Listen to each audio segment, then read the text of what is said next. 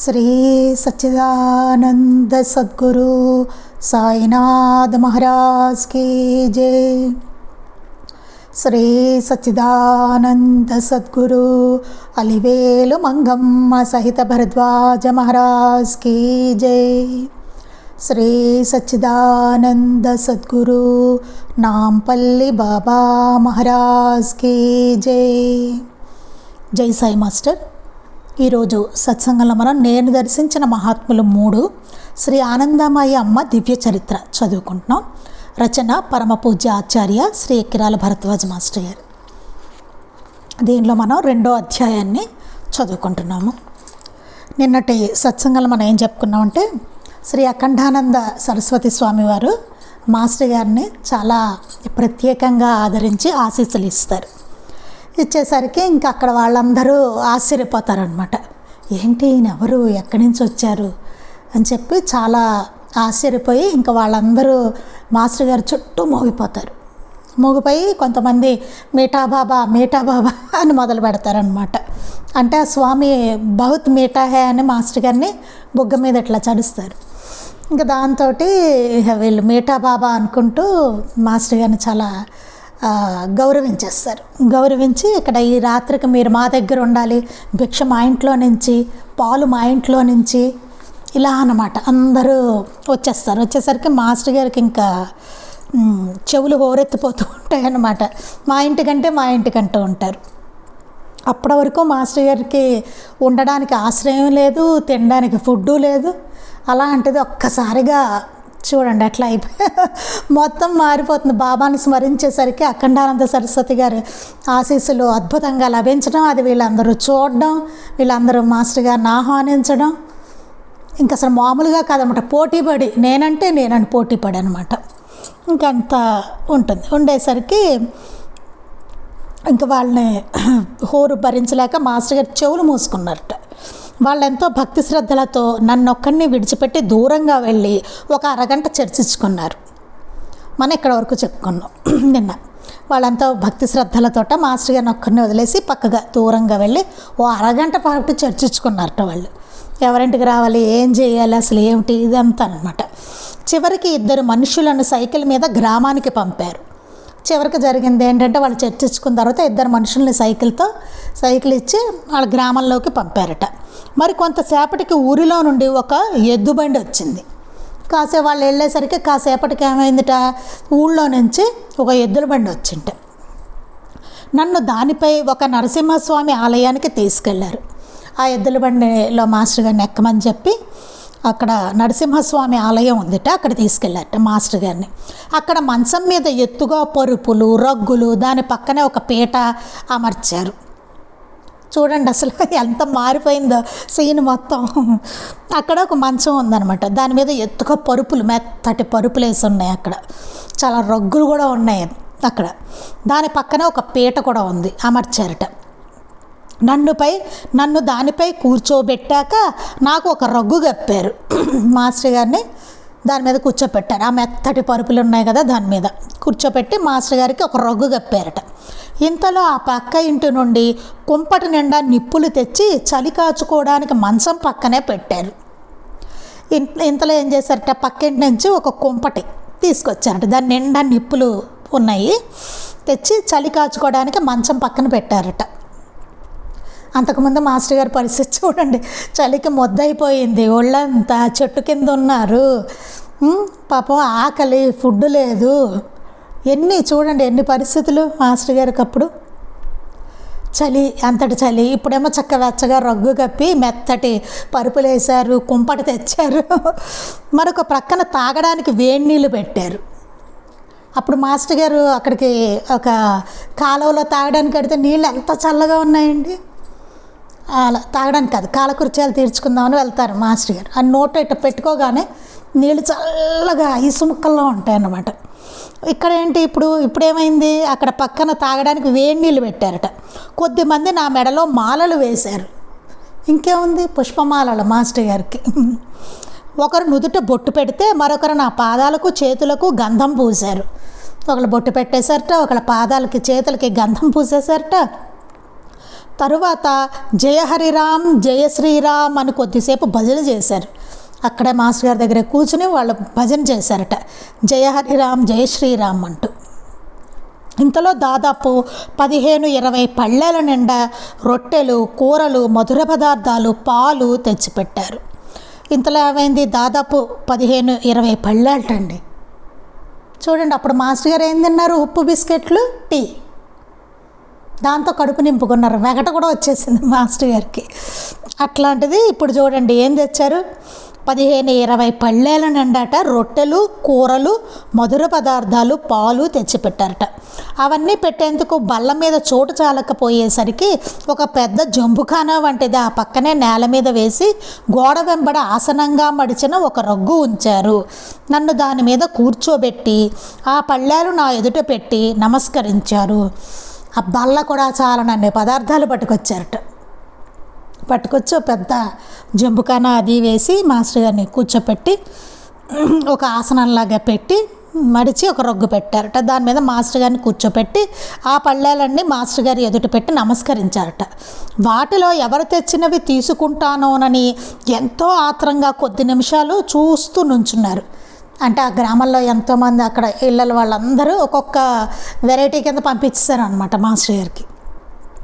వాళ్ళు ఏంటంటే వీళ్ళలో ఏది తీసుకుంటారో, ఎవరు తెచ్చింది తీసుకుంటారో, ఎవరు సమర్పించుకున్నది తీసుకుంటారో అని చెప్పి వాళ్ళందరూ కొద్ది నిమిషాలు అట్లా ఆత్రంగా చూస్తూ నుంచున్నారట. నేను ఏది తీసుకోవాలో తెలియక వారి కేసు చూస్తూ కూర్చున్నాను. మాస్టర్ గారికి ఏమో ఏం తీసుకోవాలో అర్థం కాలేట. అక్కడ అన్ని పెట్టేసేసరికి అర్థం కాక వాళ్ళ వంక అట్లా చూస్తూ కూర్చున్నారట మాస్టర్ గారు. నేను తింటుంటే ఎవరు చూడకూడదు అనుకున్నారేమో. ఒక భక్తుడు వారందరినీ బయటకు పంపివేసి, బాబా మీరు ప్రశాంతంగా భోంచేయండి, నేను ఇక్కడే వాకిట్లో కూర్చుంటాను, తమకు ఏదైనా కావాలంటే పిలవండి అని చెప్పాడు.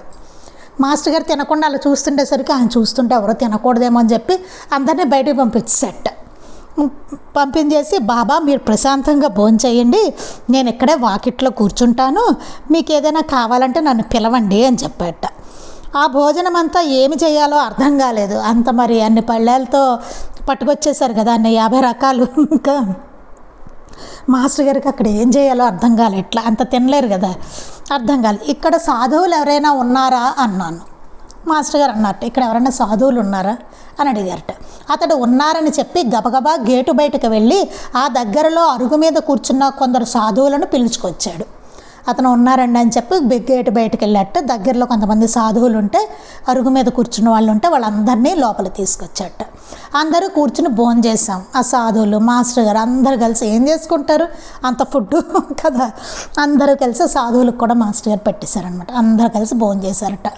తర్వాత అందరూ కొద్దిసేపు భజన చేసి వెళ్ళిపోయారు. తర్వాత కొద్దిసేపు జనాలు అందరూ భజన చేసి వెళ్ళిపోయారట. తరువాత ఒక భక్తుడు ఒకడు నాకు తోడుగా ఒక రగ్గు కప్పుకొని పడుకుని ఆ ఆలయం అహోబిలం మఠం వారిదని చెప్పాడు.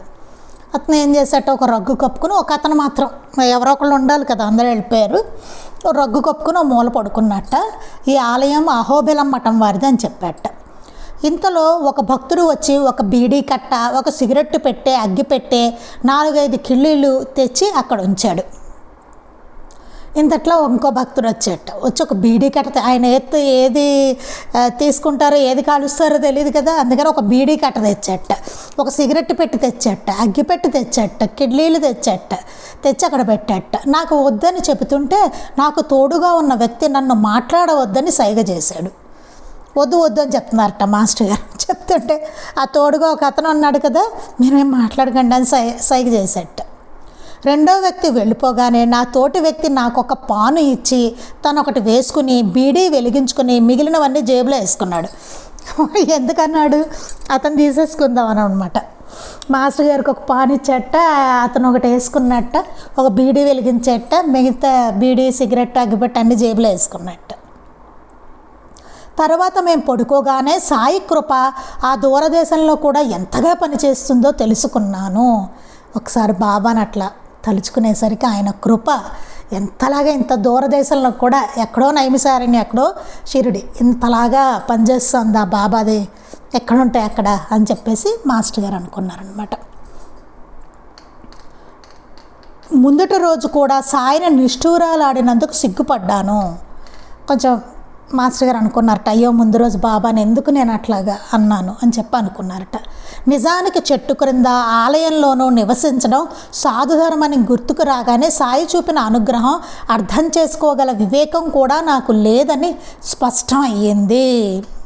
అంటే సాధువులు ఎట్లాంటి ప్రదేశాల్లో ఉండాలంటే చెట్ల కింద, ఆలయాల్లోనూ, మఠాల్లోనూ అని ఉంటుంది కదా, అది ధర్మం కదా, సాధు ధర్మం అన్నది అనుకున్నారు. గుర్తుకు రానందుకు మాస్టర్ గారు అనుకున్నారట, అయ్యో గుర్తుకు రాలేదే, ఇది ఎంత బాబా చూపిన అనుగ్రహం కదా, అర్థం చేసుకోగల వివేకం కూడా నాకు లేదే అని అనుకున్నారట. భిక్షాభోజనంతో సాయి నన్ను ఎంతగా అనుగ్రహించారో అర్థమైంది. షిరిడీని, ద్వారకామాయిని తలుచుకుంటూ నిద్రపోయాను. షిరిడీని, ఆ ద్వారకామాయిని తలుచుకుంటూ నిద్రపోయారట. కానీ ఒక్కటి ఆలోచించండి, ఆ భక్తులు అంతలాగా మాస్టర్ గారిని గౌరవించి పూజించారు కదా వాళ్ళందరూ. చూడండి, అంటే ఇలా చదువుతున్నప్పుడేమో మనకి ఇంకా తెలీదు మాస్టర్ గారు అంత గొప్పవారు అన్నట్టు, చదువుతున్నప్పుడు మనకి అంత తెలీదు. అదే కొత్తగా చదివే వాళ్ళకి అనుకోండి, వాళ్ళు చూడండి వాళ్ళకి ఏమీ తెలియకుండానే జస్ట్ అఖండానంద సరస్వతి గారు అట్లా అనేసరికి వాళ్ళు అంత మాస్టర్ గారిని తీసుకెళ్ళిపోయి అంటే ఎంత పుణ్యం వాళ్ళకి వచ్చి ఉంటుందో చూడండి. మనం ఇప్పుడు మాస్టర్ గారిని ఇప్పుడు మనం ఎంత గౌరవిస్తున్నాం కదా, అంత తెలిసాక, ఆయన ఎంతో గొప్పవారు అంత తెలిసాక మనం అన్నీ చేస్తాం. ఎవరు ఏ మహాత్ములైనా అంతే కదా. వాళ్ళు చూడండి అంతలాగా ముందే మాస్టర్ మనకన్నా ముందే వాళ్ళందరూ అసలు తెలిసినా తెలియకపోయిన మాస్టర్ గారి గురించి ఎంతగా వాళ్ళు పూజించుకొని అన్నీ సమర్పించుకుని మాస్టర్ గారు వాళ్ళకి ఎంత పుణ్యం లభించి ఉంటుందో, వాళ్ళకే తెలియకుండానే ఎంత పుణ్యం వచ్చి ఉంటుందో కదా. అది సరే, మాస్టర్ గారు ఇక్కడ ఏం చెప్తున్నారంటే ఎంతగా అనుగ్రహించారో అర్థమైంది. షిరిడీని ద్వారకామాయిని తలుచుకుంటూ నిద్రపోయారట. మరుసటి ఉదయమే నది వద్దకు వెళ్ళి కాలకృత్యాలు తీర్చుకొని నిత్యము శ్రీ అఖండానంద స్వామి చేస్తున్న సద్గోష్ఠికి హాజరయ్యాను. సరే, మొన్నడు ఏమైందిట, నది వద్దకు వెళ్ళారు, కాలకృత్యాలు తీర్చుకున్నారు. మళ్ళీ అఖండానంద సరస్వతి స్వామివారు, అఖండానంద స్వామి గారు చేస్తున్న సద్గోష్ఠికి హాజరయ్యారట. ఆ రోజు కూడా వారిని ఎందరెందరో ఎన్నో ప్రశ్నలు వేశారు. ఒకరు ఆధ్యాత్మిక జీవనానికి మా ప్రాపంచిక జీవితానికి పొత్తి ఎలా కుదురుతుంది అని అడిగారు. ఆ రోజు కూడా సద్గోష్ఠి జరుగుతుంది, ఎంతోమంది ఎన్నో ప్రశ్నలు ఆయన్ని వేస్తున్నారట. ఒకరు అడిగారట, ఇది మనకు కూడా చాలా సంశయంగా ఉంటుంది ప్రశ్న, మనకు కూడా ఇది, ఆధ్యాత్మిక జీవనానికి మా ప్రాపంచిక జీవితానికి పొత్తు ఎలా కుదురుతుంది అని అడిగారట. ఈ స్పిరిచువల్ లైఫ్కిను మనకి ఈ లౌకిక జీవితం ఉంటుంది కదండి, మెటీరియలిస్టిక్ లైఫ్, దీనికి పొత్తు ఎలాగా అసలు ఎట్లా కుదురుతుంది అని అడిగారట. స్వామి, ఎందుకు కుదరదు? కుదురుతుంది. అలా కాకుంటే ఆధ్యాత్మ విద్యను బోధించిన ఋషులే గృహస్థాశ్రమాన్ని, స్వధర్మాచరణను ఎందుకు విధించి ప్రశంసించారు అన్నారట. ఎందుకు కుదరదు? కుదురుతుంది అని చెప్పారట. మనం అనుకుంటాం చూడండి, అబ్బో ఎంత స్పిరిచువల్లా ఉంటే ఉండలేరా? మాస్టర్ గారు చేసి చూపించారు. ఒక గృహస్థుగా ఆయన ఉన్నారు, చక్కగా ఆయన చదువుకున్నారు, ఉద్యోగం చేశారు, వివాహం చేసుకున్నారు, పిల్లలు ఉన్నారు మాస్టర్ గారికి. ఇటు స్పిరిచువల్గా కూడా ఎట్లా ఉన్నారు మాస్టర్ గారు, అన్నీ చేసి చూపించారు. మనమేమో కంగారు పడిపోతూ ఉంటాం, తత్తరపడిపోతూ ఉంటాం, అయ్యి బాబా ఏమిటో ఇది కుదరట్లేదు, అది కుదరట్లేదు, ఇది చేస్తుంటే అది కుదరట్లేదు, అలా అనుకుంటూ ఉంటాం మనం. అంటే మనకి పొత్తు కుదరని పరిస్థితుల్లో మనం ఉంటాం అన్నమాట. మన లిమిటెడ్ మైండ్ సెట్ అట్లా ఉంటుంది మనది. అందుకని ఆయన ఏం చెప్తున్నారంటే, అలా కాకుంటే ఆధ్యాత్మ విద్యను బోధించిన ఋషులు కదా బోధించింది, వాళ్ళే గృహస్థాశ్రమాన్ని, స్వధర్మాచరణను ఎందుకు విధించి ప్రశంసించారు. వాళ్ళ గృహస్థాశ్రమాన్ని కూడా చాలా ప్రశంసించారు, చాలా గొప్పదంటారండి గృహస్థాశ్రమం. ఆ గృహస్థాశ్రమాన్ని, స్వధర్మాచరణను, మనం ఆచరించవలసిన ధర్మాన్ని ఎందుకు దాన్ని ప్రశంసించారు అంటారు. భగవంతుని లీలాశ్రవణము, చింతనము, నామస్మరణము చేయడము మన విద్యుక్త ధర్మాలు. సాంసారిక బాధ్యతను నిర్దిష్టంగా నిర్వహించుకోవడము, వీటిలోనే మన కాలమంతా ఇమిడిపోయేలా చూసుకోవాలి. ఇంకా చెప్తున్నారు ఎట్లా మనం ఉండాలంటే, భగవంతుని లీలాశ్రవణం, ఆయన లీలలను, చరిత్రలను, వాటన్నిటిని శ్రవణం చేయాలి. చింతన చేయాలి, నామస్మరణ చేయాలి. మన విద్యుక్త ధర్మాలు, మనకి విధించిన ధర్మాలు ఉంటాయి కదండి. సాంసారికమైన బాధ్యతలు, మనకు బాధ్యతలు ఉంటాయి కదా. భార్య ఉంటుంది, భర్త, పిల్లలు, మన బంధువులు, వీళ్ళందరూ ఉంటారు కదా. వీటిని అన్నిటి బాధ్యతలను నిర్దిష్టంగా నిర్వహించుకోవడం. వాళ్ళన్నీ వదిలేయమని చెప్పలా, అవన్నీ నిర్దిష్టంగా నిర్వహించడము. వీటిలోనే మన కాలమంతా ఇమిడిపోయేలా చూసుకోవాలి. ఇవన్నీ మన బాధ్యతలు, ఇవన్నీ చేసుకుంటూనే, ధర్మాచరణ చేస్తూనే ఇవన్నీ ఏమేం చేయాలి? భగవంతుని లీలాశ్రవణము, చింతనము, నామస్మరణ ఇవన్నీ చేస్తూనే ఉండాలి అని చెప్పారు. వీటిలోనే మన కాలమంతా ఇమిడిపోయేలా చూసుకోవాలి. మన టైం అంతా వీటిలోనే ఇమిడిపోవాలన్నమాట. ఎవరితోనైనా మాట్లాడవలసి వస్తే సాధ్యమైనంత వరకు ఏదో ఒక రీతిన మానవ జీవిత పరమావధి, దానిని పొందడానికి ఆలంబనమైన భగవంతుని లీలలు, లేక నిత్య జీవితంలో వివేకంతో రాగద్వేషాలను తొలగించుకొని స్వధర్మాన్ని ఆచరించడం గురించి మాట్లాడాలి. మనం ఏంటంటే జనాలతో మనకెప్పుడు ఇంటరాక్షన్ ఉంటుంది కదా. మన సమాజంలో ఉన్నాం కాబట్టి ఆ ఇంటరాక్షన్ ఉంటుంది ఎక్కడికి వెళ్ళినా. సో ఎవరితోనైనా మాట్లాడాల్సి వచ్చినప్పుడు మన ఎంతవరకు అవసరమో అంతవరకే మన పని ఎంతవరకో అంతవరకు మాట్లాడి సాధ్యమైనంత వరకు ఏదో ఒక రీతిన మానవ జీవిత పరమావధి, అసలు ఏంటి మానవ జీవితం, ఎందుకు అసలు మన లక్ష్యం ఏమిటి మానవ జీవితానికి, దాని గురించి, దానిని పొందడానికి ఆలంబనమైన భగవంతుని లీలలు, దానికి చేరుకోవాలంటే, దాన్ని పొందాలంటే, దాన్ని పొందడానికి ఆలంబనమైనది ఏంటంటే భగవంతుని లీలలు, ఆయన యొక్క లీలలు, లేక నిత్య జీవితంలో వివేకంతో రాగద్వేషాలను తొలగించుకొని, మన నిత్య జీవితం అంతా ఉంటుంది కదా, దాంట్లో మనం వివేకంతో జాగ్రత్తగా ఆలోచించుకొని రాగద్వేషాలను తొలగించుకొని, ద్వేషం ఒకటే కాదండి, రాగం కూడా, అది కూడా ప్రమాదమే ద్వేషంలాగానే. అందుకని ఆ రెండింటిని అన్నమాట, ఇటు రాగాన్ని ఇటు ద్వేషాన్ని రెండింటిని తొలగించుకొని స్వధర్మం ఆచరించడం గురించి మాట్లాడాలి. మన ధర్మాన్ని మనం ఎట్లా ఆచరించాలి అన్న దాని గురించి మాట్లాడాలన్నమాట. అవే మాట్లాడండి అని చెప్తున్నారు. అంటే లేనిపోని కబుర్లు ఇట్లాంటివి వద్దు, చెత్త కబుర్లు అని.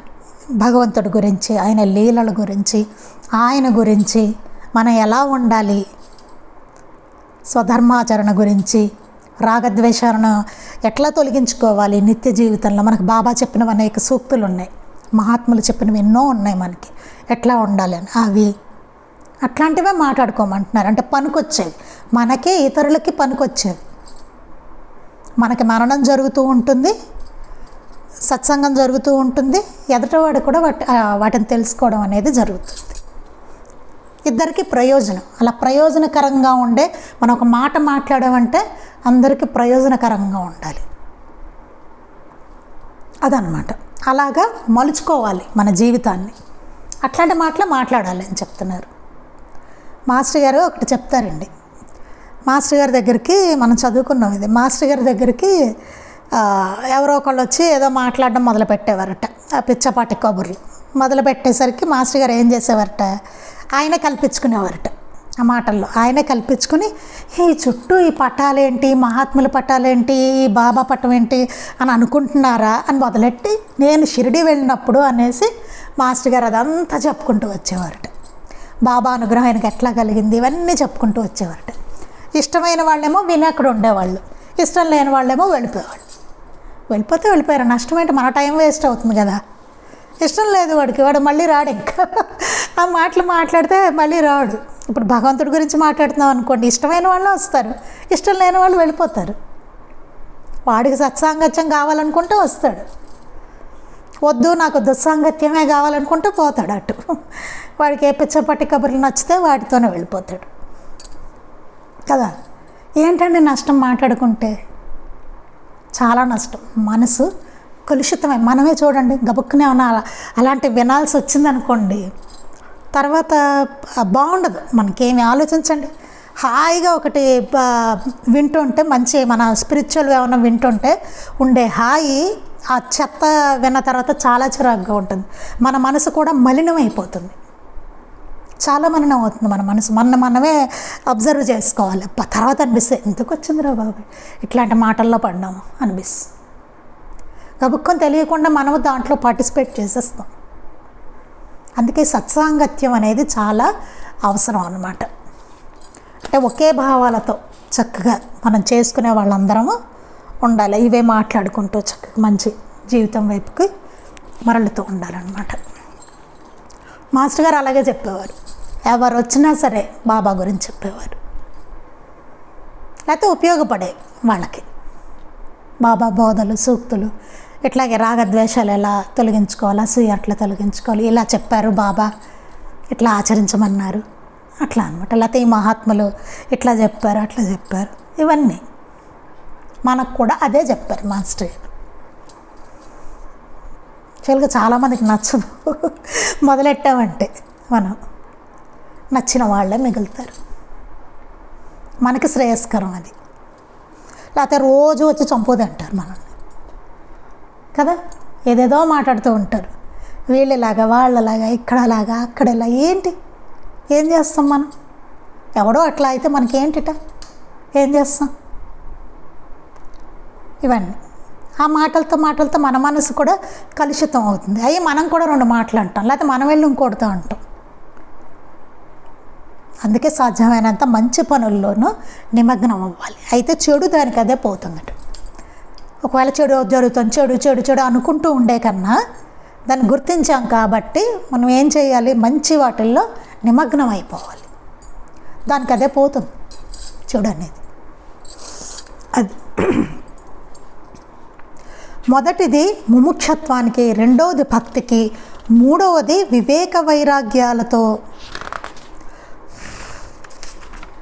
కూడిన నిర్దిష్టమైన ధర్మాచరణకు దోహదం చేస్తాయి.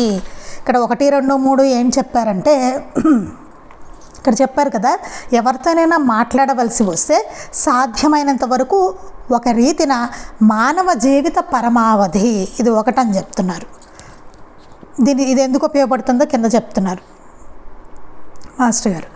మానవ జీవిత పరమావధి, దానిని పొందడానికి ఆలంబనైన భగవంతుని లీలలు, లేక నిత్య జీవితంలో వివేకంతో రాగద్వేషాలను తొలగించుకొని స్వధర్మాచరణ గురించి మాట్లాడాలి అని చెప్పారు. నేను ఇక్కడ నెంబర్లు వేసుకుంటున్నాను, ఏం లేదండి. ఓకే, మొదటిది ఏం చెప్పారండి? మానవ జీవిత పరమావధి, దాన్ని పొందడానికి ఆలంబనమైన భగవంతుని లీలలు అని చెప్తున్నారు. మొదటిది ముముక్షత్వానికి, మానవ జీవిత పరమావధి ఒకటి. అదేంటి? ముముక్షత్వానికి, ముముక్షుగా మారడానికి మానవ జీవిత పరమావధి ఏంటి, మన లక్ష్యం ఏమిటి అన్నదాన్ని ఆలోచించుకోవడం. రెండవది భక్తికి, అది పొందడానికి ఆలంబనమైన భగవంతుని లీలలు. ఆ లీలలు చెప్పుకోవడం ద్వారా ఏమవుతుందండి? భక్తి మన మనసులోనూ ఇతరులు వినేవాళ్ళ మనసులోనూ భక్తి బీజం మొలుస్తుందన్నమాట. అందుకని లేక నిత్య జీవితంలో వివేకంతో రాగద్వేషాలను తొలగించుకొని స్వధర్మం ఆచరించడం గురించి మాట్లాడాలి అన్నారు. లేకపోతే నిత్య జీవితంలో వివేకంతో రాగద్వేషాలను ఎట్లా తొలగించుకోవాలి, స్వధర్మం గురించి ఎట్లా స్వధర్మాచరణ ఎట్లా చేయాలనేది మాట్లాడాలట. మూడవది దేనికంటే వివేక వైరాగ్యాలతో కూడిన నిర్దిష్టమైన ధర్మాచరణకు దోహదం చేస్తాయి. అదేమవుతుంది? రాగద్వేషాలు తొలగించుకోవడం, స్వధర్మాన్ని ఆచరించడం, వీటన్నిటి వలన ధర్మాచరణకి అవన్నీ మనకి దోహదం చేస్తాయట. అలా చేస్తే సంసారులు కూడా గొప్ప సాధకులే అవుతారు అని చెప్పారట. మన సంసారంలో ఉన్నాం, ఎట్లాగా చేయలేము, ఏం లేదు, ఈ 3 పాయింట్స్ చేసుకుంటూ వెళ్ళిపోతూ ఉంటే మనం సంసారంలో ఉన్నవాళ్ళు కూడా గొప్ప సాధకులు అయిపోతారట. అదే సాధన. అట్లా ఉండి చేయడమే సాధన, ఇవన్నీ చేయడమే సాధన అని చెప్తున్నారు. అంటే ఋషులు ఎట్లా అయితే ఎక్కడో ఉండి చేశారో, తపస్సు చేశారో, అట్లాంటి ఆ తపస్సు ఫలితం అంతా మనం ఎట్లా ఆచరించుకుంటూ ఉంటే వచ్చేస్తుంది దానికి. అదే ఇవన్నీ ఆచరిస్తే అంతటి తపస్సు చేసినట్టే. మనం ఉంటూనే, సంసారులుగా ఉంటూనే, ఎక్కడికి వెళ్ళిపోక్కర్లేదు, ఎక్కడికో వెళ్ళి తపస్సు చేయనక్కర్లేదు. అది తరువాత ఎవరో భగవతవతారాల తత్వం గురించి స్వామిని అడిగిన తర్వాత ప్రశ్న ఎవరో అడిగారట. భగవతవతారాల తత్వం ఏంటి అని చెప్పి ఎవరో అడిగారట. తరువాత నేను కూడా కొద్ది చొరవ తీసుకొని వచ్చిరాని హిందీలో ఆంగ్ల పదాలు కలిపి ఒక ప్రశ్న వేశాను. ఎవరో భగవతావతారాల తత్వం గురించి అడిగారట. అయిపోయింట. మాస్టర్ గారు కూడా కొంచెం చొరవ తీసుకున్నారట అడగడం కోసం. తీసుకుని కొంచెం హిందీ ఇంగ్లీషు కలిపి ఒక ప్రశ్న అడిగారట. అదేంటో చూద్దాం. అధర్మం పెచ్చి పెరిగిపోయినప్పుడు దానిని నశింపజేయడానికి భగవంతుడు అవతరిస్తానన్నాడు కదా, నేటి ప్రపంచం ఇంత కుళ్ళిపోయినా ఆయన ఇంకా అవతరించడేమి అన్నాను. మాస్టర్ గారు అడిగారట, అధర్మం పెచ్చి పెరిగిపోయినప్పుడు నేను దాన్ని నశింపజేయడానికి భగవంతుడు అవతరిస్తానన్నాడు కదా అన్నారు. నేటి ప్రపంచం ఇంత కుళ్ళిపోయినా ఆయన ఇంకా అవతరించడేమి? ఇప్పుడు అసలు ప్రపంచం ఇంత కుళ్ళిపోయింది, అయినా ఇంకా ఆయన అవతరించలేదేమిటి అని అడిగారట. అంటే ధర్మగ్లాని జరిగినప్పుడు భగవంతుడు వస్తాడు, అదే చెప్పాడు కృష్ణ పరమాత్మ.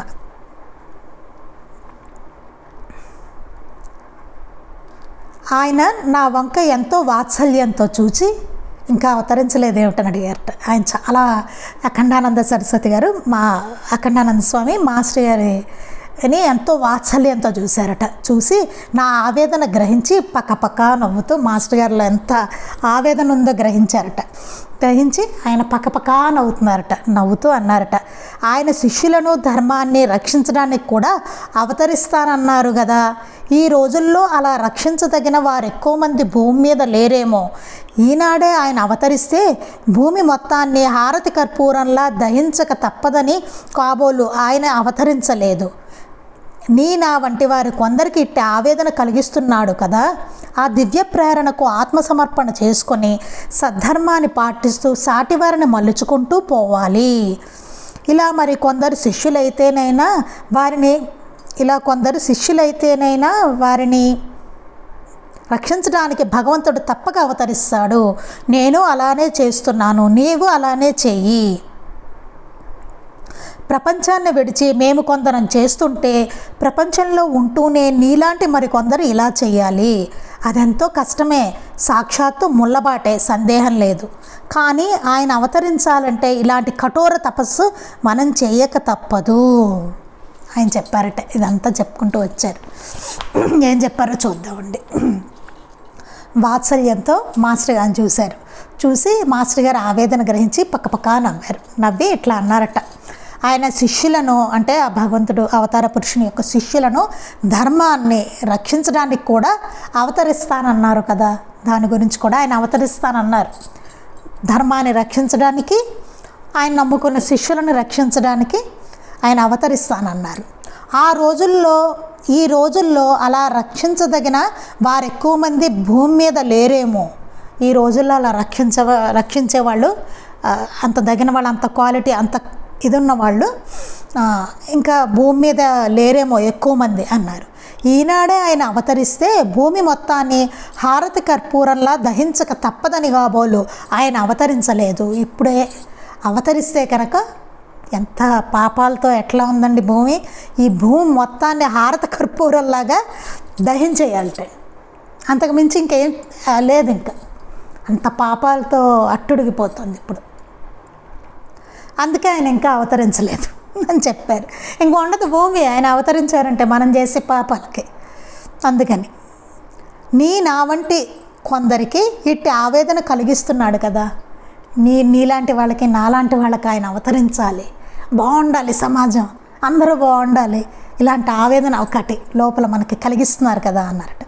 ఆ దివ్య ప్రేరణకు ఆత్మార్పణం చేసుకుని సద్ధర్మాన్ని పాటిస్తూ సాటివారిని మలుచుకుంటూ పోవాలి. మనకు అలాంటి ప్రేరణ వచ్చింది, నీలాంటి వాళ్ళకి నాలాంటి వాళ్ళకి అలాంటి ప్రేరణ వచ్చింది చెప్తున్నారు ఆయన. అంటే మాస్టర్ గారికి ఆయనకి అనమాట, అంటే అట్లాంటి వాళ్ళకి వచ్చింది కాబట్టి ఆత్మార్పణం చేసుకుని సద్ధర్మాన్ని పాటిస్తూ, మన ధర్మాన్ని మనం పాటిస్తూ సాటివారిని అందరినీ అలా మలుచుకుంటూ పోవాలని చెప్తున్నారు. ఇలా మరికొందరు శిష్యులైతేనైనా వారిని రక్షించడానికి భగవంతుడు తప్పక అవతరిస్తాడు. ఇలా మనం చేసుకుంటూ వెళ్తూ ఉంటే కనుక, పరులకు కూడా చేస్తూ వెళ్తూ ఉంటే ఇంకా ఎంతోమంది శిష్యులు అవుతారు. అయితే అప్పుడు వీళ్ళందరినీ రక్షించడానికని ఆ భగవంతుడు తప్పకుండా అవతరిస్తాడు అని చెప్పారు.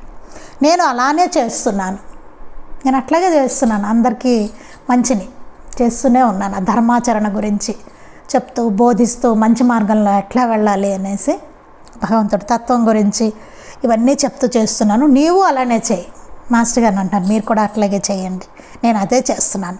ప్రపంచాన్ని విడిచి మేము కొందరం చేస్తుంటే ప్రపంచంలో ఉంటూనే నీలాంటి మరికొందరు ఇలా చేయాలి. ఈయన సన్యాసం కదండి, ఇంది అఖండానంద స్వామిది. ఆయన అంటున్నారు, ప్రపంచాన్ని విడిచి మేము కొందరం చేస్తూ ఉంటాం, ప్రపంచంలో ఉంటూనే నీలాంటి మరికొందరు ఇలా చేయాలి అని చెప్తారు. మేమేమో ప్రపంచాన్ని విడిచి చేస్తాం, వాళ్ళకేమీ సంసారం ఇవన్నీ బాధ్యతలు ఇవన్నీ ఉండవు వాళ్ళకి. వాళ్ళు అట్లా ప్రీచ్ చేస్తూ ఉంటారు, దూరంగా ఉంటారు, సన్యాసం తీసుకొని వాళ్ళు చేస్తూ ఉంటారు వాళ్ళది అది.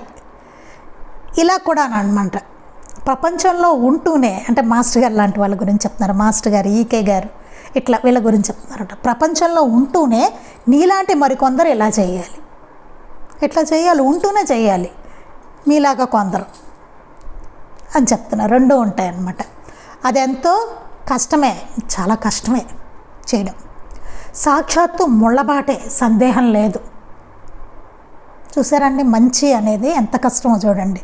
సాక్షాత్తు ముళ్ళబాటేట, అది ముళ్ళ మీద నడుస్తున్నట్టే ఆ బాట, సందేహం లేదు, ఇందులో ఎక్కడా సందేహం లేదు అని చెప్పారట. కానీ ఆయన అవతరించాలంటే ఇలాంటి కఠోర తపస్సు మనం చేయక తప్పదు. కానీ ఆయన రావాలి, అవతరించాలి అనుకుంటే కనుక ఇంత కఠోర తపస్సుని మనం చేయాలి, తప్పదు అని చెప్పారు ఆయన. అంటూ నా చెవి పట్టుకొని ప్రేమగా దగ్గరకు లాక్కొని చెంప మీద తట్టారు. చెవి పట్టుకున్నారట మాస్టర్ గారిది, ప్రేమగా దగ్గరికి లాక్కున్నారట. ఆయన లాక్కుని చెంప మీద అలా కొంచెం తట్టారట. భక్తులలో అంతకుముందు ఆయన నన్ను ఆశీర్వదించినప్పుడు చెలరేగిన దానికంటే కూడా ఎక్కువ సంచలనం చెలరేగింది. అప్పుడు చూడండి, ఆయన ఆశీర్వదించినప్పుడు ఓ భక్తులు ఇలా అయిపోయారు చూసారు మాస్టర్ గారి పట్ల, దానికన్నా ఇంకా ఎక్కువ అయిపోయిందట భక్తులు. తరువాత భాగవత ప్రవచనం జరుగుతున్నప్పుడు కూడా సందర్భానుసారం 4-5 సార్లు నేను ఆనాటి సద్గోష్ఠిలో అలా ప్రశ్నించడం గురించి స్వామి ప్రస్తావించడంతో అందరూ నాకేసి ప్రత్యేకించి చూడని ఆరంభించారు.